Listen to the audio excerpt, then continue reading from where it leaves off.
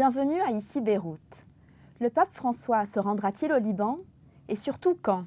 Une annonce de la présidence libanaise fixant à juin cette visite a créé la confusion mardi, après avoir vite été tempérée par le porte-parole du Saint-Siège. Un déplacement du pape est toujours une hypothèse à l'étude, ce sont les mots du porte-parole. En février déjà, une visite au Liban avait été annoncée par le numéro 3 du Vatican. Elle devait vraisemblablement avoir lieu après les législatives de mai et la présidentielle d'octobre, afin d'éviter toute récupération politique. En attendant, le chef de l'État, Michel Aoun, s'est rendu au Vatican en mars dernier, sans que ne l'y accompagne le nonce apostolique. Il a pris la défense du Hezbollah dans la presse italienne, le décrivant comme protecteur des chrétiens du Liban, tandis que les médias libanais, proches du Hezbollah, ont fait état d'une volonté présumée du Saint-Siège de dialoguer avec le parti armé pro-iranien.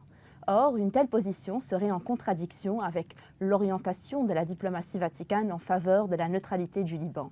Le Hezbollah ferait-il donc contrepoids à la diplomatie vaticane par l'intermédiaire de Michel Aoun? Sur ce plateau, pour en parler, Ziad Saher, directeur exécutif du Civic Influence Hub, groupe de pression qui travaille sur les politiques publiques depuis 2012. Ziad Saher, bonjour. Vous suivez de près la diplomatie vaticane et sa mise en œuvre au Liban. Qu'est-ce qui ne va pas dans l'annonce faite par la présidence libanaise d'une visite du pape en juin prochain? Qu'est-ce qui vous choque? L'annonce officielle de toute visite papale doit être faite par le Saint-Siège lui-même.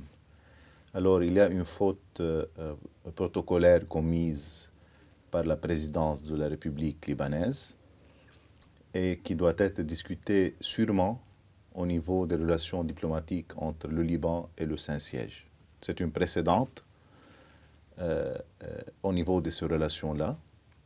Et deuxièmement, la réponse qui a été faite par la porte-parole du Saint-Siège était aussi choquante parce que ça remet toute la visite en question, surtout pas tout simplement la date, mais aussi l'essai de politisation de cette date-là qui a été annoncée par le président de la République libanaise. Donc vous laissez entendre qu'il y aurait des conséquences diplomatiques à cette annonce de Pravda? Espérons que non, mais sûrement il y aura des discussions entre le Liban et le Saint-Siège au niveau étatique, comment préviser et comment éviter dans le futur toute annonce officielle ou officieuse de cette visite qui portera pour les Libanais sûrement un espoir et une résistance contre tout changement de l'identité libanaise. Parce que justement, comment expliquer que le président de la République ait quand même fait cette démarche controversée? Il y a un certain acharnement thérapeutique d'une propagande qui vise à essayer de dire à l'opinion publique libanaise que la stratégie de l'alliance des minorités, qui est contre toute la philosophie de la citoyenneté adoptée par le Saint-Siège et surtout par le pape François, qui a signé le document de la fraternité humaine avec Cheikh Al-Azhar Abu Tayyib, qui a été après consolidé aussi avec Sayyid Al-Sistani en sa visite à Al-Najaf. Cette alliance des minorités vise vraiment à passer un message de protectionnisme aux chrétiens au Liban, aux dépens d'une approche étatique, d'un État civique qui a été mentionné dans la Constitution libanaise, surtout dans l'article 95, qui parle d'une nécessité du passage de l'État confessionnel libanais à un État civique où règne la citoyenneté, l'égalité, la liberté, la démocratie consensuelle, mais une démocratie consensuelle où il n'y a pas des armes illégales, outre et ailleurs et en dehors de l'État libanais. Vous évoquez le document d'entente d'Abu Dhabi, qui consacre le vivre ensemble, qui consacre la citoyenneté, qui consacre l'individu également, et qui est en contradiction avec l'alliance des minorités. Est-ce que ces tensions entre ces deux approches se reflètent au Liban? Mais sûrement, surtout si on reprend en mémoire la visite du pape Jean-Paul II, lorsqu'il a parlé que le Liban est plus qu'un pays, c'est un message, mais c'est un message de liberté et de fraternité. Alors, il y a une certaine synchronisation entre le document de la fraternité humaine adopté par le pape François et Cheikh Al-Azhar et puis consolidé avec Saïd As-Sistani et même développé lors de la visite du pape François en Irak avec des représentants des autres religions à Our, il y a une certaine contradiction totale entre l'Alliance des minorités qui a été décidée, vécue et si je peux dire, médiatisée par des groupes libanais comme le Hezbollah et d'autres communautés libanaises aux dépens de l'esprit citoyen identitaire libanais qui est à la base de la constitution libanaise dans l'article 95. Et donc, en faisant cette déclaration, qu'est-ce que Baabda a essayé de faire? Est-ce que Baabda a essayé d'imposer, enfin, de faire contrepoids ou de véhiculer cette alliance des minorités que vous évoquez? Parce qu'il semble qu'il y ait une dichotomie donc, entre Baabda et le Vatican. Essayons d'éviter d'entrer dans le populisme et les petites politiques libanaises. C'est ce que le Saint-Siège sûrement veut rester en dehors de ces politiques, de ces petites politiques et de ce populisme au niveau des petites politiques libanaises. Essayons de rester dans les politiques publiques adoptées par le Saint-Siège et à travers lesquelles ils sont en train de promouvoir le Liban comme message de liberté et de fraternité. Il y a des constantes dans la diplomatie de Saint-Siège vis-à-vis du Liban. La première constante, le Saint-Siège voit le Liban comme un État civique où règne la citoyenneté. Un État où les armes doivent être centrées dans les mains des institutions constitutionnelles, sécuritaires et armées. Troisièmement, un État neutralisé qui ne fait jamais partie des axes régionaux ou internationaux et qui ne peut jamais faire partie des conflits régionaux et internationaux. Quatrièmement, un État qui peut promouvoir le dialogue, la paix, la fraternité, le pluralisme au niveau régional et au niveau international. Un État qui fait partie de la communauté arabe et de la communauté internationale, surtout que le Liban est un membre fondateur de la Ligue arabe, est un pays fondateur des Nations unies. Et comment cette diplomatie, comment ces valeurs que vous évoquez peuvent être mises en œuvre pratiquement? Est-ce que, dans quelle mesure la diplomatie du Vatican est-elle efficace? Tout d'abord, c'est à nous, comme Libanais, de faire notre travail au niveau national et avec les expatriés.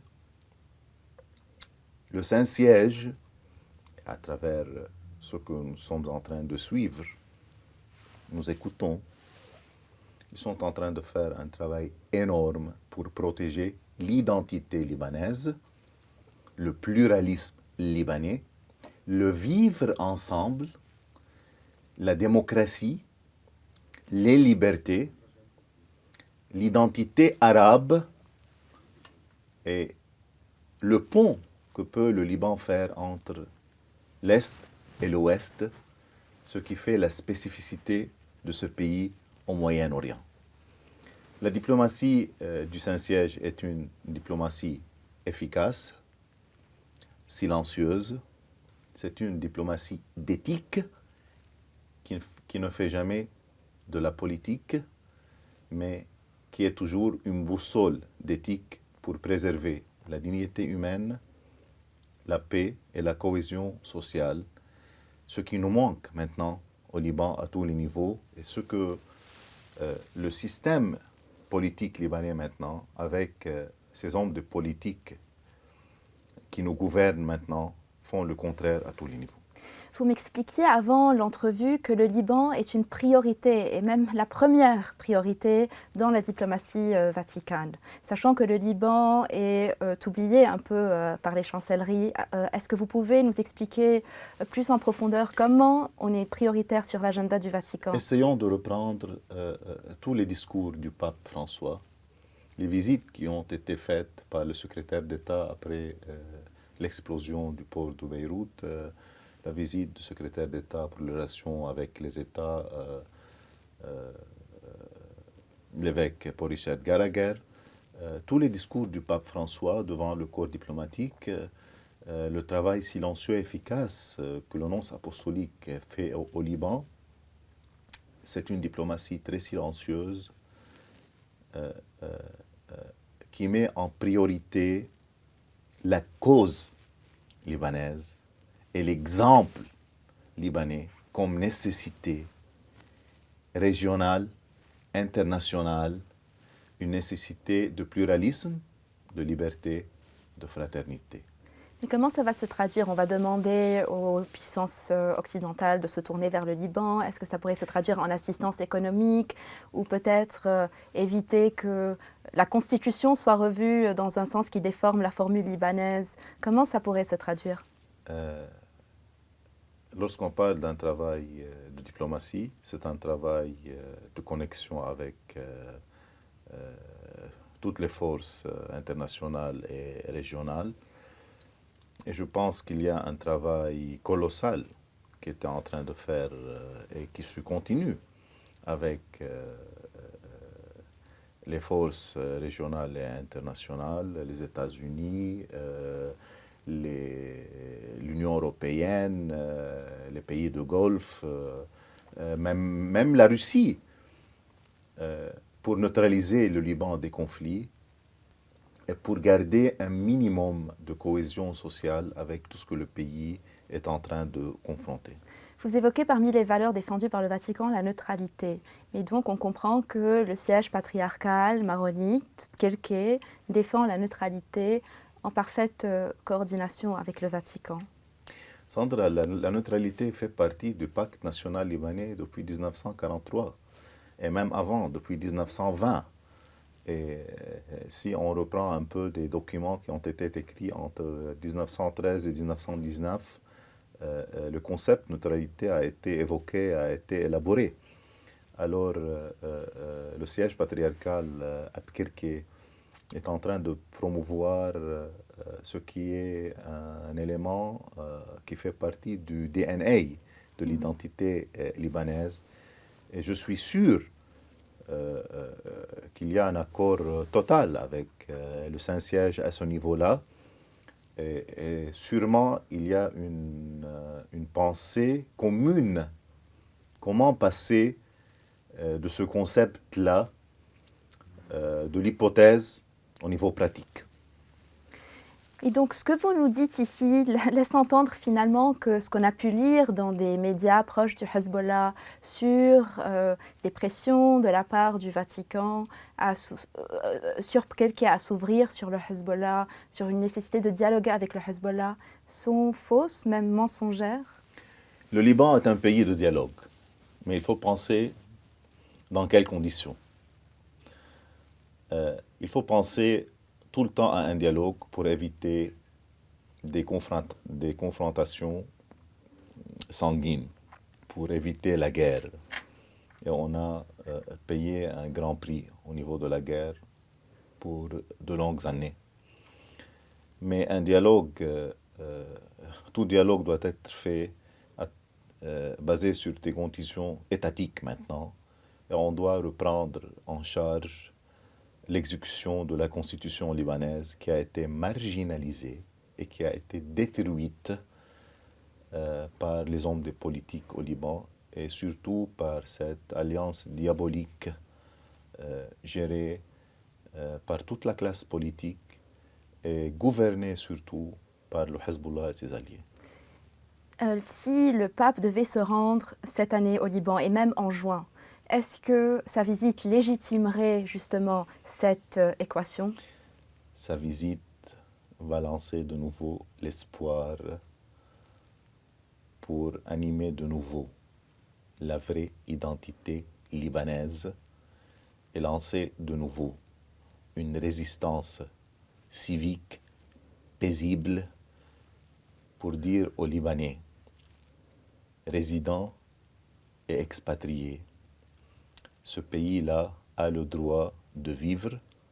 Vous avez un pays qui doit être géré par un État de droit, un État civique où règne la citoyenneté, la liberté, la démocratie, le pluralisme, un État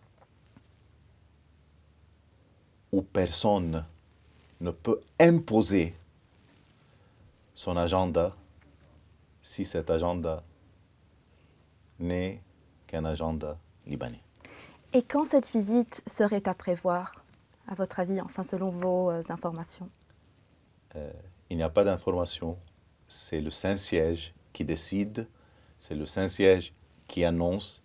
On doit attendre une annonce officielle du Saint-Siège et on doit dire au pape François, bienvenue au Liban, on vous attend et on vous remercie pour tout ce que vous faites pour le Liban, mais on doit nous-mêmes aussi, comme Libanais, faire notre devoir pour préserver notre identité. Ziad El Sayer, merci pour cet entretien et merci à vous de nous avoir suivis sur Ici Beyrouth.